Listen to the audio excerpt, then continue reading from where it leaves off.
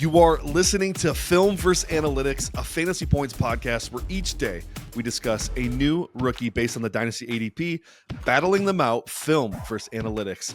I am your host, Brett Whitefield, the resident film expert here. I'll be joined by Scott Barrett, the analytics beast. We are Fantasy Points. What? Why are you shaking your head? You're welcome.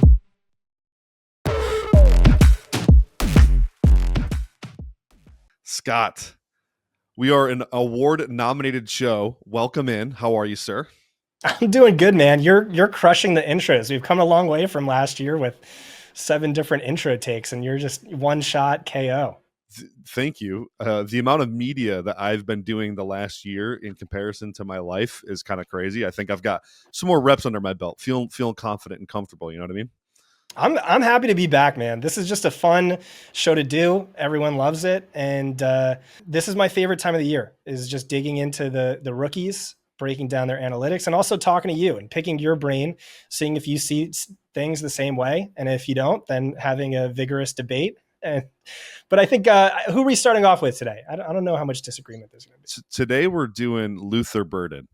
And I got to say something about you, Scott. You're the best analytics guy that I know. Your ability to take numbers and extrapolate that to how it works on a football field without sometimes even watching guys cracks me up. I don't know how you do it as accurately as you do, because it's pretty rare that we have like fist fight disagreements on guys.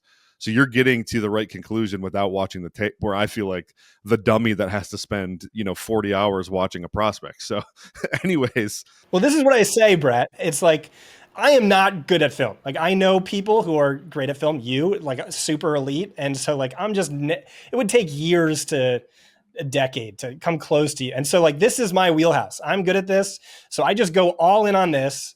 You go all in on the film, but you're pretty good at analytics too. And then we meet together on this show. We'll have late night film sessions where, when there's disagreements, you can kind of pitch your case and I'll dive deeper, or you'll see things from film that play from an analytics perspective. We're going to get to a big one of them today as a potential red flag on Luther Burden. But yeah. Again, just so happy to be back. And without further ado, let me dive into Luther Burden. All right, let's do it. All right. I'm going to start off with the pros. Luther Burden, analytics darling. You look around the industry at the space, other guys who do what I do, JJ Zacharyson, who's excellent.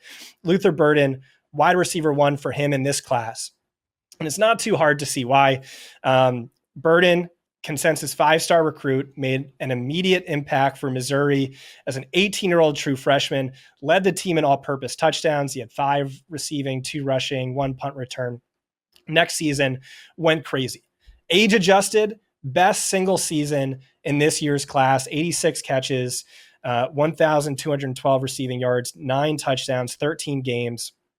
Nearly twice as many receiving yards as the next closest Missouri player, had a 3.21 yards per team pass attempt. That was best of any power conference wide receiver in any season in this year's class. But it looks so much better when you factor in his age, only 19 years old. This is a 97th percentile age-adjusted yards per team pass attempt. That was second best of any wide receiver over the past 3 years, behind only Malik Nabers 2023. Malik Nabers, we know, elite prospect who killed it as a rookie. Most target share, or best target share, best first read target share in Fantasy Points data history. Broke the target record for rookies. And so you dig deeper into this year and you see an 86th percentile strength of schedule. That was much tougher than any season from Tet McMillan. He is primarily a slot wide receiver. I'll talk about this on these episodes, that my model views slot production as easier to come by than perimeter production. So 60% career slot rate, but he's a yak god and a missed tackle force machine. In 2024, he forced a missed tackle on nearly half of his receptions, 0.49. It was the highest mark of any power conference receiver in at least a decade. In the year previous, 8.4 yards after the catch per reception. That's a 94th percentile score. And so the NFL mock draft cognoscenti is telling us that Burden is a round 1 lock. And so if that's correct, and we assume the NFL is better at talent evaluation than some fantasy nerd, it's hard not to get excited. We talk about this where you're breaking things down from an NFL perspective. I'm looking a bit more from a fantasy perspective and what moves the needle in fantasy. And so he is someone oozing with PPR cheat code potential. Maybe a lock for 1.5 screen targets per game because, he's so dangerous underneath and with forcing missed tackles and generating yards after the catch. And so if the NFL is right, and this guy is a round one caliber talent, really talented football player, and then you have that perfect archetype from a fantasy perspective, I can see why other people in the space are so high on him, but I'm dying to hear your thoughts, Brett. Yeah. All right. So first and foremost, the most important thing that I do with film is I figure out how a guy projects at the NFL, and figuring out what traits, what skills, what physical attributes actually work on an NFL football field. And when I watch Luther Burden's tape, there just isn't much that translates to an NFL field. All right. I'll give you he's an elite yak player for sure. That's great. Like Malachi Corley went in the third round last year. He was like, so if you want to tell me Luther Burden's a little bit better version of Malachi Corley because the level of competition was better, great. But the red flags are way too much for me. This is a guy, Scott, typically when we get like a real slot heavy, slot only route runner, and when I say slot heavy, guys, I'm not exaggerating. Over the last 2 years, he had just 333 receiving yards when lined up out wide. That is a wild profile. But usually those slot guys have a shiftiness to them. They have ability to sink and explode, and you see the potential for good route running there. When I watch Luther Burden, I don't see that at all. He's a little bit stiff. He doesn't really have any nuance to his route running. Scott, you know this. I do like a rough and dirty chart as I'm going through, and I chart all these routes. Over the last 2 seasons, Scott, I did not chart him with a singular route win on an in-breaking route. Not one. Is that bad, Brett? That's terrible. Furthermore, his production profile is super flimsy. We hammered Malik Neighbors and I still liked Malik Neighbors because I saw the ceiling and I saw some translatable skills, and we still hammered him on the production profile because it was a lot of this makeshift slot fade, slot post type stuff. That's all Luther Burden. Every single one of his downfield wins is a slot fade, where it's just completely made up production against the safety on sitting on his heels, where you got a two-way go against him and you're just running right past him. 55 catches over the last 2 years with an average depth of target, or I should say a depth of target of greater than 5 yards. That's it. For comparison, Tet McMillan had over 120. Your guy, Elijah Higgins, had over 120. My guy, Jalen Knoll, who's a comparable player to Luther Burden, who played a lot in the slot, had like 95. So like this is a legitimate concern. The guy virtually doesn't do anything that a receiver is asked to do in the NFL. And so I can keep going too. He doesn't track the deep ball very well. He gets off balance on short, snappy routes. So if you want to talk about, maybe one day he can be a great route runner, the intricate stuff he's asked to do at Missouri, you see him falling over on his face like Treylon Burks. It's very strange, Scott. I don't know how this guy became a consensus first round pick, and I actually don't think he'll be a first round pick. And I think the industry has wised up a little bit. You look around, Daniel Jeremiah has dropped him out of his top 30. I think Lance Zierlein has dropped him a little bit. Dane Brugler hasn't been mocking him in the first round his last 2 mocks. So I do think the industry as a whole has come around a little bit to where I'm at. They were just a little bit late getting there. Thoughts? Yeah. So the way I framed it intentionally was, if he's good, if he is a round one caliber talent, he could be great for fantasy. I do not see him as a round one caliber talent. I am with you. And for all the reasons you outlined, again, fraudulent production profile, just slot only guy, which is not great. Again, my model places a premium on perimeter production, but it also makes you extremely landing spot dependent.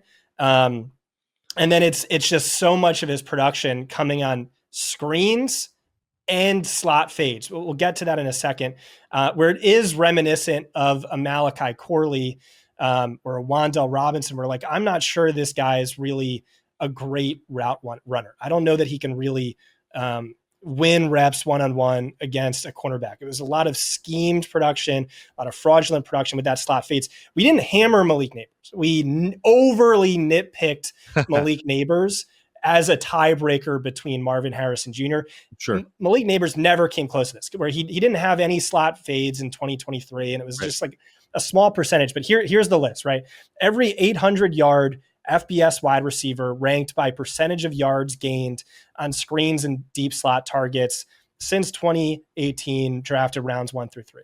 1, Malachi Corley, 2022. 2, Malachi Corley, 2023. 3, Tutu Atwell. 4, Luther Burden. 5, Wan'Dale Robinson. 6, Treylon Burks. 7, Devin Duvernay. 8, Jalen Hyatt. 9, Amari Rogers. This is the archetype we're looking at, and this is a horrible list to be on. And so people are asking, what's the big deal with slot fades? Like, why are we spending so much time talking about slot fades? And you're the one who first put this on my radar. And it's something I implemented into my analytic work because it is a major red flag. Like we can't write off production coming on screens and deep slot targets, because it's kind of nice you have that athleticism to be used in that screen heavy role, which maybe translates at the next level. And Luther Burden is a freak athlete, but it's not the real determining factor for future NFL success. Screens, they're just gimme layup throws, manufactured touches, 91% expected completion rate. And again, agnostic to what really matters at the next level. Slot production devalued, deep slot production incredibly discounted. It's really more indicative of how skilled your offensive play caller is than how skilled you are, because this is one of the most potent, you talk about this all the time, Brett, one of the most potent play calling hacks at the college level. And so like, even if he is an elite slot fade artist, we don't know that it translates, because you have the wider hashes at the college level, and the, popularity of too high in quarters. You avoid press coverage, all that. I'll let you dig deeper into the real science behind it. But yeah, in short, Burden's 2023 production was great, but seriously, potentially fraudulent. And then 2024 was just downright bad. He averaged 56.3 yards per game, 2.32 yards per route run, significantly less than round 7 projected wide receiver Theo Weiss on the same team. He only had one 100-yard game all season. He only had 10 catches of 20 plus yards that ranked 126th in the FBS, 32nd among wide receivers in this year's class. And so the Malachi Corley comp, I see it. Wan'Dale Robinson, where Corley again was just a screen merchant, couldn't win routes. Wan'Dale Robinson, same thing. Like, what is he at the NFL level? Oh, he had a bunch of catches. Yeah, they all came within 5 yards of the line of scrimmage. Wasn't beating cornerbacks one-on-one. And so I see all that. The one saving grace, and this is Ryan Heath's argument. Ryan Heath is our resident spork dork. I have this stat, spork, SPORQ, which is like an all-encompassing athleticism score meant to predict future fantasy points. And so he did register a 92.5 sport score, which is elite. And so Ryan's argument was, well, maybe that matters. And like, Ryan and I are both two of the most athleticism is or not just overrated, but is irrelevant for wide receivers, except at the polar extremes. But even then. And so he's like, if his closest comps are Percy Harvin, DJ Moore, Deebo Samuel, Treylon Burks, Wan'Dale Robinson, Amari Rogers, Burden was the second best athlete on that list. It was Percy Harvin 1, then Burden, then DJ Moore, then Deebo Samuel, and then Burks, Wan'Dale, Amari were all extreme red flag level athletes. And so, maybe he could win with raw athleticism rather than route running and separation. I mean, Deebo Samuel's kind of like that. He's led the league in yards after the catch per reception in 4 straight seasons, but never an ass guy. And so this is, me weighing the pros and cons. Like, ultimately I'm with you. He's a player I'm much lower on. I just don't know that the talent is there to justify, sort of the projected draft capital we were seeing. I see a lot of red flags. Yeah. Anything you want to add to that? Yeah, two quick notes. One, on the athleticism stuff, he only did the 40. So we don't have a full athletic profile. It was like a Right. 4.4 140 with a 1.54 10 split, which is just okay Mhm. for a guy of his archetype. Mhm. And then secondly, man, that list you produced, that's a stat I didn't know. The top 10 or whatever slot producers. Screens and slot fades. Yeah, You want to tell people about this slot because you were the first one onto the scene with this. Yeah, so at the college level, you have the wide hashes for one. So if you are lined up on one hash, you have literally an ocean of field to work with on the other side. It's become almost impossible to defend.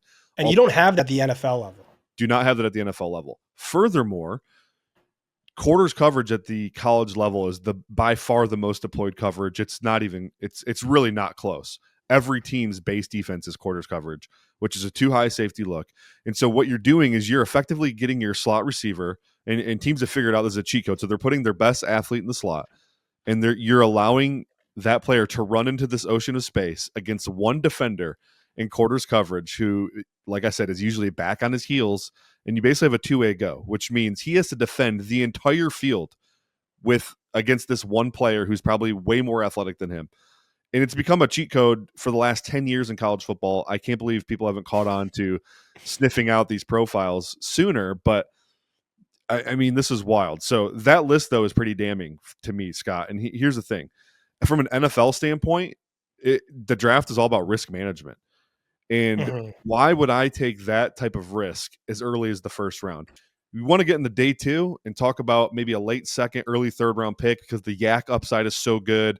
And then maybe we can slowly teach him to be an actual receiver. I'm fine with that from an NFL standpoint. But from a risk management standpoint, there's no way I'm buying into that profile in the first round. I just wouldn't do it. So, yeah. And again, to recap, it was on paper the best age adjusted season of any wide receiver in this year's class, but over 50% of his production came on screens and slot fades. You take that out, it was not a special year. And then the following season was just a downright bad year. And so a lot of concerns here, a lot of red flags.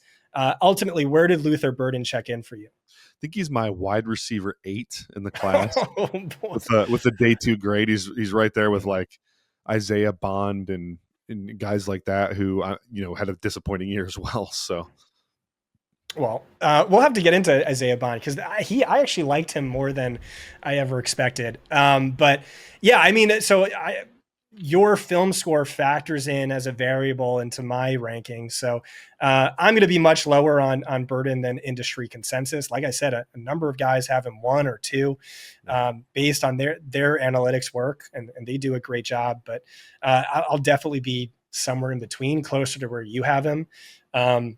Just a lot of concerns. I will say, if a team drafts him round 1, he'll end up much higher than your rank just because for sure. Draft capital is like the most predictive input you have. And then we'll get that. And, you're investing a round 1 pick into like a slot guy, even if he is a screen merchant, that should lead to plenty of PPRs, which are super valuable for fantasy. So that's a good discussion. And I'm going to close this out in a second, but before we do, so if you're a dynasty owner and you're picking in the first round, Scott, I'm going running back with a late round first. I'm not taking Luther Burden. Probably even if he gets the first round capital, just because I don't believe in the profile. I'd rather go an Omarion Hampton or a Quinchad Judkins or one of those guys. I'll get mid to late first. Oh yeah. Again, you're gonna keep hearing this, but the running back class is awesome. It is so sexy, and so a lot of these wide receivers where we have serious concerns, it's just like why would I invest in this when I could just shotgun blast the running back position where it's so hard to miss on those guys. Good stuff. All right. If you're interested by the things you hear today, be sure to check out the Fantasy Points YouTube channel, subscribe, and turn notifications on. Also, over at fantasypoints.com, you can find my 2025 prospect guide that drops on March 17th. You can also find Scott Barrett's model articles where he breaks down all the fantasy relevant positions from a numbers standpoint. And those articles are absolute must read. Thanks for listening. We are out.